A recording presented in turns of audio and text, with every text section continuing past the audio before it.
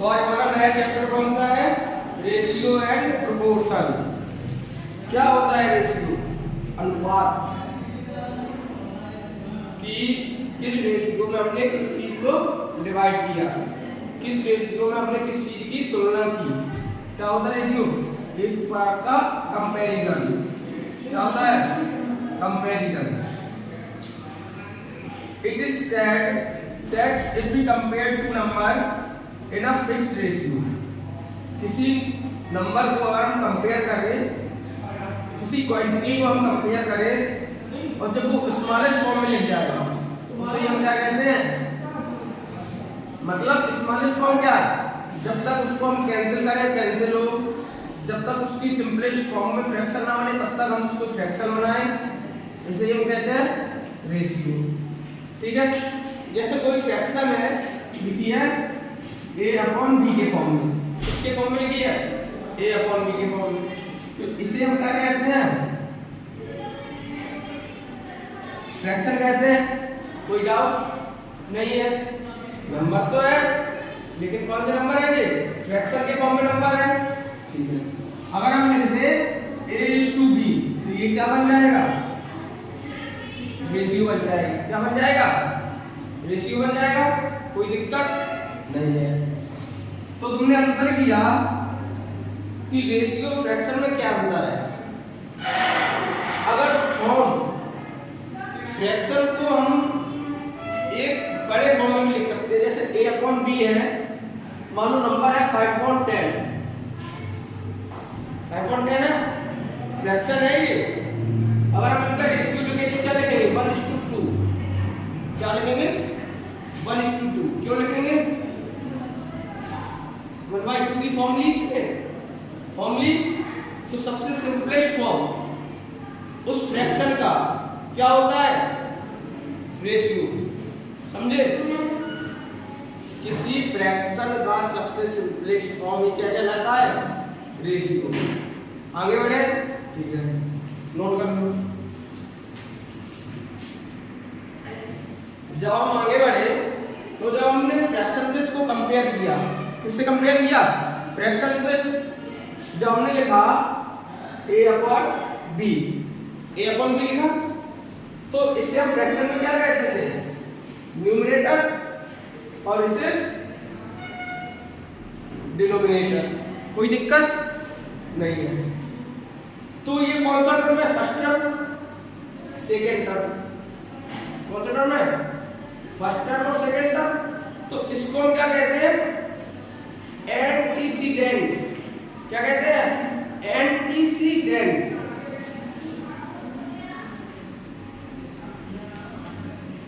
क्या कहते हैं इनको? एंटीसीडेंट।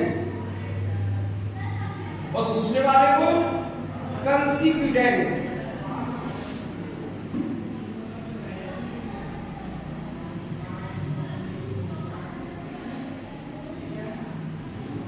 दूसरे वाले को कहते हैं कंसीक्वेंट। ठीक है, नोट कर लो। अब हम क्या पढ़ेंगे? Properties of ratio.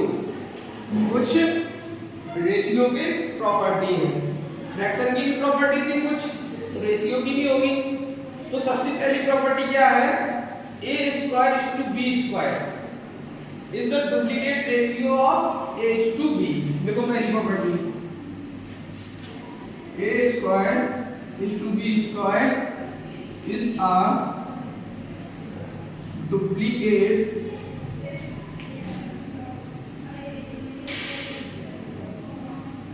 ratio of a/b। कौन सा रेशियो इसे कहते हैं? a²/b² को डुप्लीकेट रेशियो। कौन सा ratio? Duplicate ratio.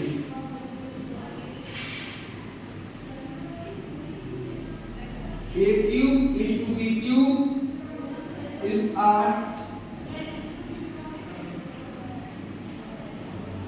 duplicate ratio of a/b। अगर क्यूब मिल जाए तो कौन सा रेशियो? ट्रिप्लीकेट।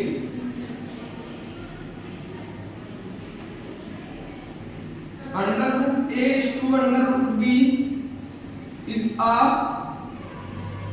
सब डुप्लीकेट।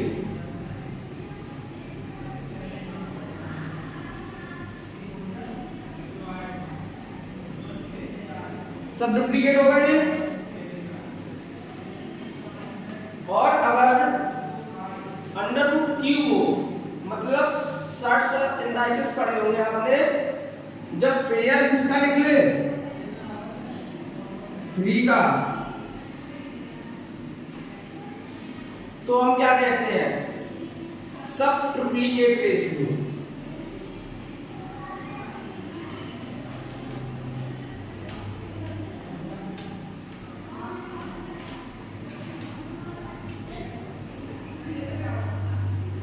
क्या समझे?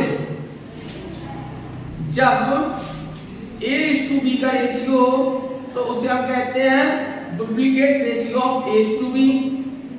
a³ का रेशियो हो तो उसे हम कहते हैं duplicate ratio of a/b। Under root के अंदर a/b का रेशियो हो तो उसे हम कहते हैं सब डुप्लीकेट रेशियो ऑफ a/b। और अगर क्यूब रूट के अंदर उसका रेशियो किसका, a/b का, तो हम कहते हैं सब ट्रिप्लिकेट रेशियो ऑफ a/b। समझ गए प्रॉपर्टी? नोट कर लो। अब हम एक एग्जांपल से प्रैक्टिस करेंगे, रेशियो को समझेंगे, फिर आगे लिखेंगे। तो क्वेश्चन देखो, सबसे पहले, इफ द रेशियो ऑफ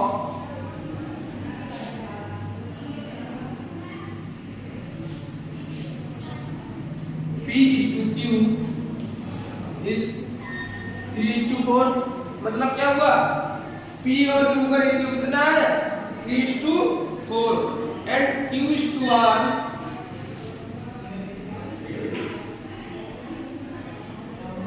में कितना रेशियो दिया है, 8:9। ठीक है, QR का रेशियो कितना दिया, 8:9। तो हमें फाइंड करना है, then find the ratio of P/Q/R। किनका रेशियो फाइंड करना है, P/Q/R का। ट्राई करो, कुछ से पहले बनाओ।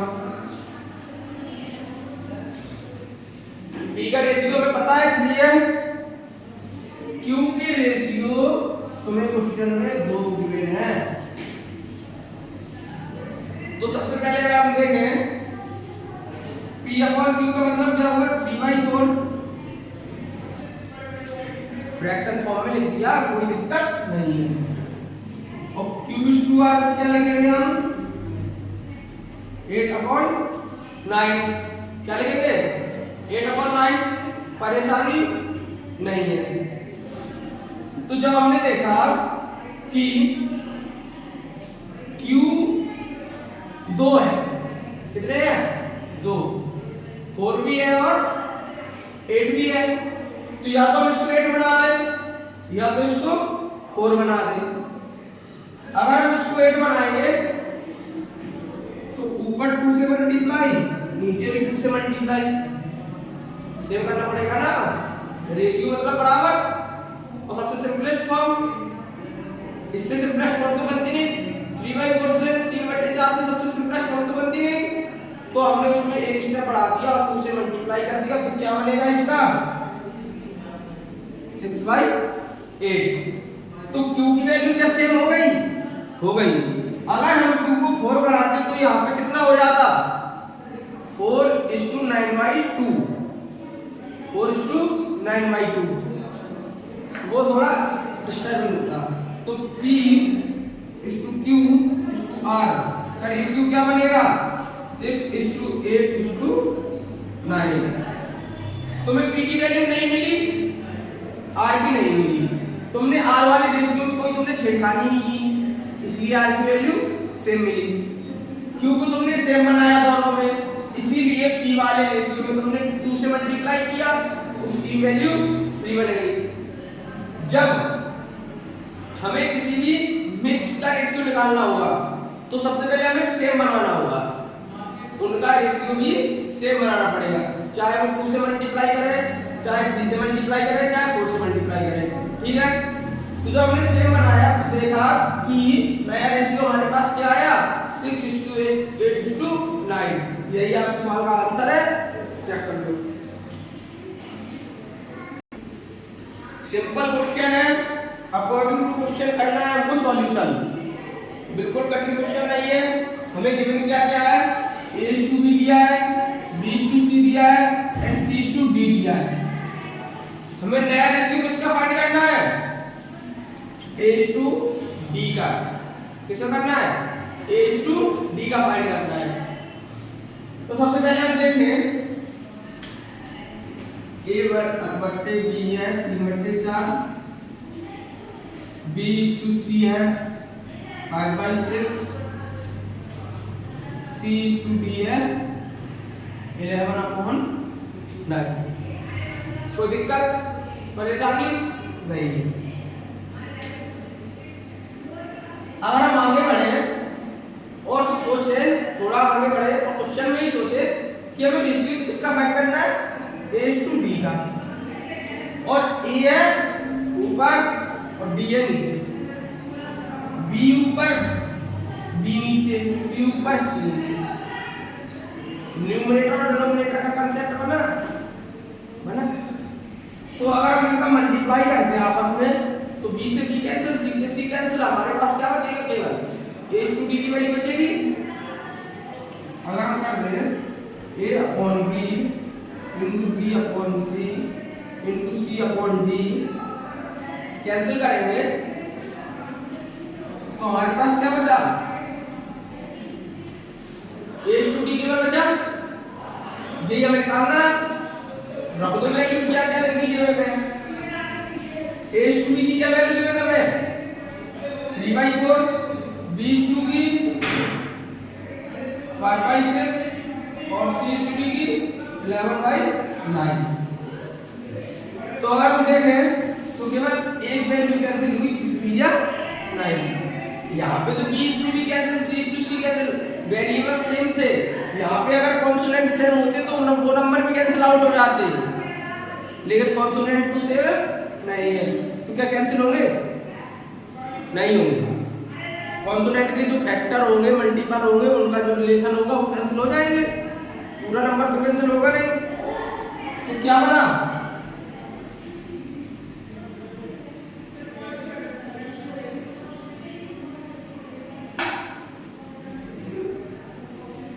सही है आंसर, चेक कर लो।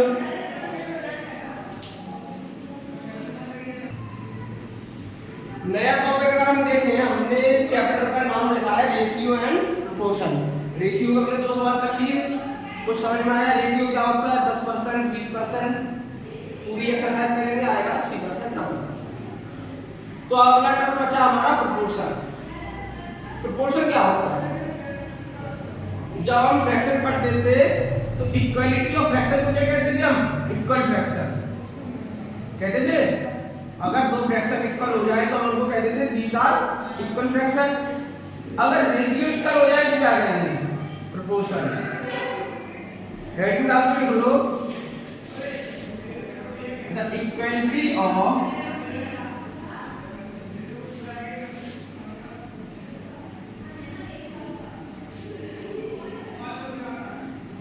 are called proportion। मतलब क्या हुआ,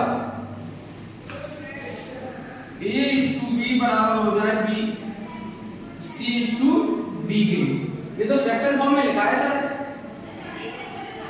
क्यों भाई साहब, फ्रैक्शन फॉर्म में तो लिखा है। अगर हम इनको रेशियो के फॉर्म में लिखें तो क्या लिखेंगे,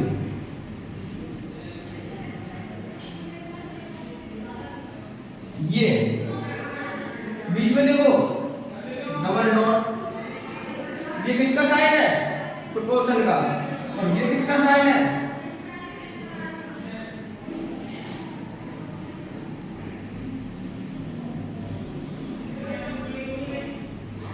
समझे अंतर। जब प्रोपोर्शन का साइन आएगा तो क्या होगा सिस्टम में, रेशियो इक्वल हमारे होंगे। और जब इक्वल का साइन आएगा तो कॉन्सोनेंट फ्रैक्शन नंबर कुछ भी इक्वल हो सकता है। और जब अगर प्रोपोर्शन का साइन आ गया तो भैया रेशियो की बात हो रही है, समझ गए? तो the equality of ratio are by proportion. अगर हम इसका एक एग्जांपल करें, find the value of x if the ratio are in the form of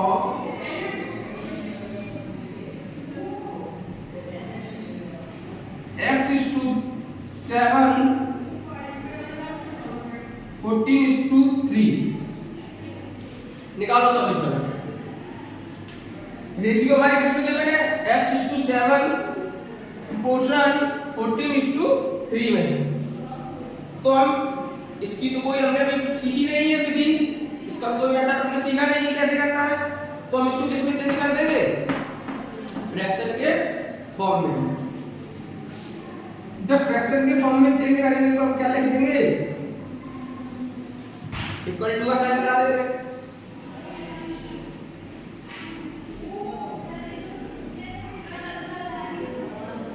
अगर हम यहाँ पे मान ले 15 मान ले तो कैलकुलेशन थोड़ी इजी हो जाएगी।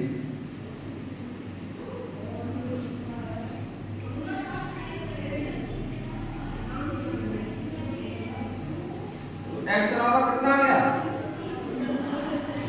x बराबर आ गया 35। कोई परेशानी? तो हम आराम से रेशियो की वैल्यू, किसी भी रेशियो की वैल्यू निकाल सकते हैं जब हमें प्रोपोर्शन गिवन हो। तो इक्वल टू साइन गिवन हो तो फ्रैक्शन, हमने प्रोपोर्शन को उसमें चेंज किया, इक्वल टू में इक्वल टू से चेंज करके अपने फ्रैक्शन बना के उसकी वैल्यू निकाल दी।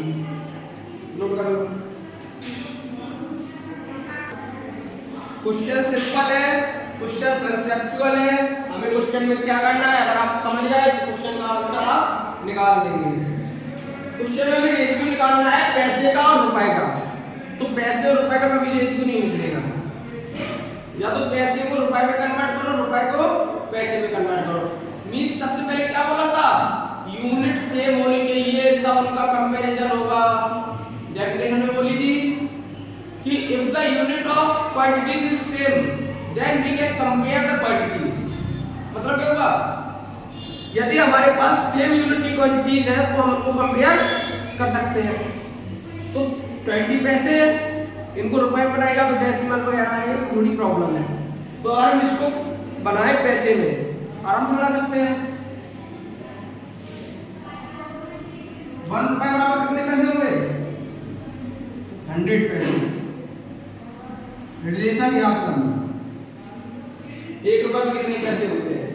100 पैसे। तो अकॉर्डिंग टू क्वेश्चन 3 रुपए में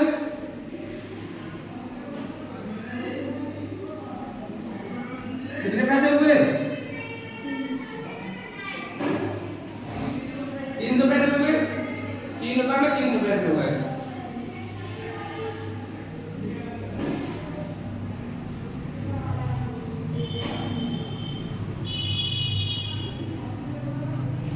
रिक्वायर्ड रेशियो अपना क्या बना?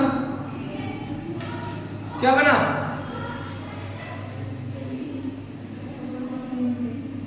जीरो से जीरो कैंसिल, ये तो अभी और कैंसिल हो जाएगा। तो 1:15 क्या रेशियो ना? 1:15। चेक कर लो आंसर और नोट कर लो।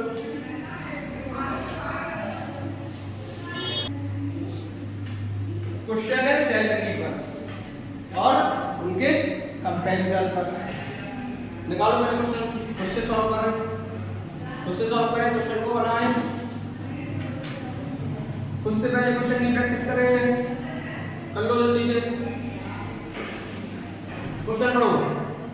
The salary of Vivek and Vimal are 1400 रुपए एंड 1600 रुपए। मतलब क्या है? विवेक की सैलरी कितनी है? 1400, विमल की 1600। Any doubt? नहीं होना चाहिए, सिंपल है। तो इनके हमें रेशियो निकालना है। तो अगर रेशियो निकाल ले of their salary, ratio of their salary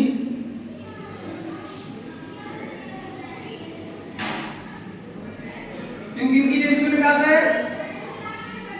salary of Vivek upon salary of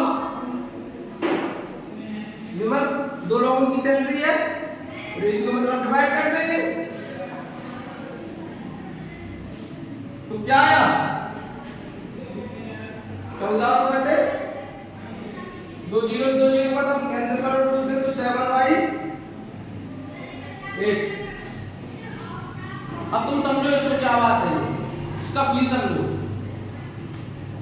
अगर रेशियो महीने का भी, अगर हम इसमें महीने का तुलना करें, दिन का तुलना करें, चाहे साल की तुलना करें, कुछ भी तुलना करें, अगर विमल को 8 रुपए मिलते हैं तो विवेक को कितने मिलते हैं? 7 रुपए एक दिन में।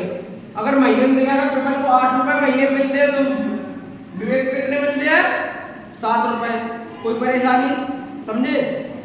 अगर एक का बढ़ेगा तो दूसरे का भी बढ़ेगा, एक का घटेगा तो दूसरे का भी घटेगा। बात सिंपल है। रेशियो समझ में आए?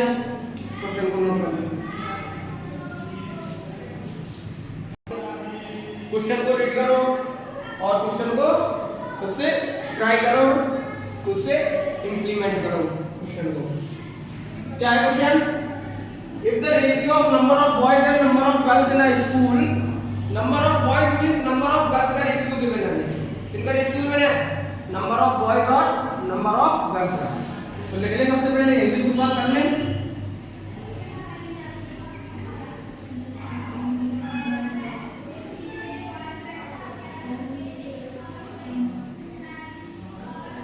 कितना रेशियो है इनका? ये रेशियो है। कोई परेशानी? क्वेश्चन में लिखा है, हमने पढ़ा और अपनी डिटेल में लिख दिया कि हमें शॉर्ट में लिख दिया कि हमें भैया ये पता है। इसका मतलब क्या हुआ? नंबर ऑफ बॉयज को अगर हम 10 गुना कर दें तो ये 10 गुना हो जाएगी, तो गर्ल्स भी 10 गुना होगी। समझो? मतलब क्या हुआ? 5 लड़के हैं, प्रत्येक एक ऐसे कक्षा है, तो उसमें कितने लड़के हैं? 5 लड़के, 2 लड़के हैं, 5 लड़कियां हैं। ठीक है, टोटल स्टूडेंट है 300। ये लिख लो।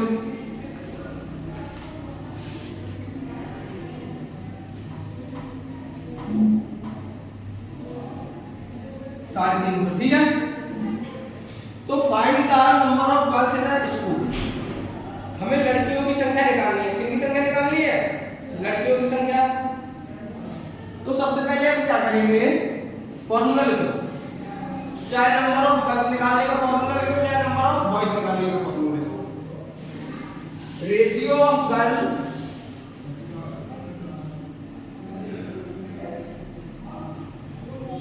Upon ratio of both means लिख लो सम of both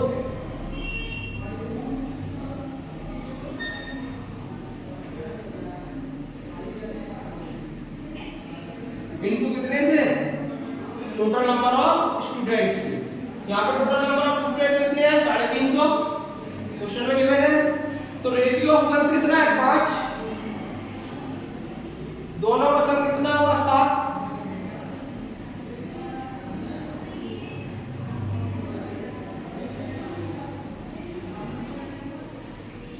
number of girls कितनी आ गई? 250। कोई दिक्कत है कैलकुलेशन में? नहीं होनी चाहिए। तो अगर हम आपसे यही पूछ लें, आप मुझे बताओ टोटल नंबर ऑफ बॉयज कितने हैं, तो आप आराम से बता दोगे। 100 है सर, 100 100 कितने? 100 नोट कर लो।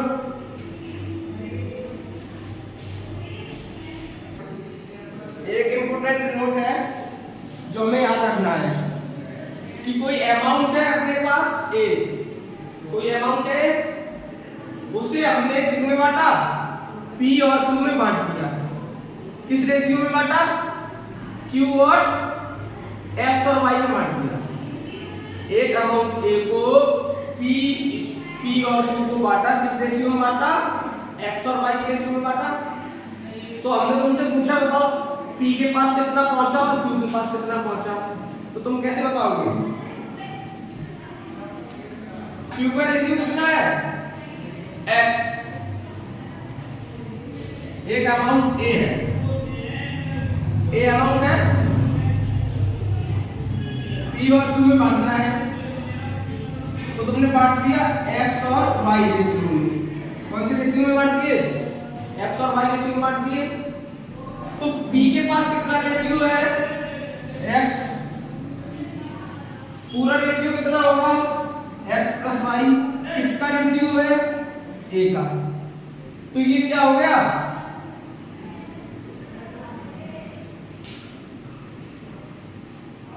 Share of P। और शेयर ऑफ Q की बात करें तो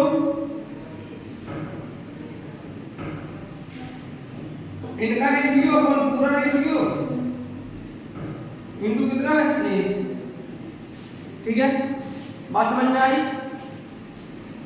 नहीं आई? नहीं आई। कोई एक अमाउंट है, जैसे ये अमाउंट है, A अमाउंट है इनके पास, P को मिला इतना, Q को मिला इतना, X रेशियो इसका है, Y रेशियो इनका है। अब हमने तुमसे पूछा ये कितना मटेरियल है, तुम कैसे निकालोगे? इनका रेशियो मतलब x अपॉन टोटल रेशियो। अब ऐसे लिख लो, एक पूरा फॉर्मूला लिख लो, शेयरिंग ऑफ ईच इंडिविजुअल। क्या फॉर्मूला बनेगा? x upon x plus y into amount, सीधा फॉर्मूला है। समझे कि कोई अमाउंट है, तुम्हें जैसे अपना निकालना है तो तुम्हें अपना रेशियो कितना पता है, अपना रेशियो देखो, किन किन रेशियो में बटा है उनका सम नीचे लिख दो, ऊपर मल्टीप्लाई कर दो उससे टोटल अमाउंट से। बात समझ में आई? ठीक है, तो आज हमने पूरा इंट्रोडक्शन देख लिया रेशियो का, एग्जांपल कर लिए, और कल हम क्या करेंगे इसकी प्रैक्टिस एक्सरसाइज, मतलब पार्ट 2 में। तो आज के लिए इतना ही, पढ़ाई करते रहे। All the very best.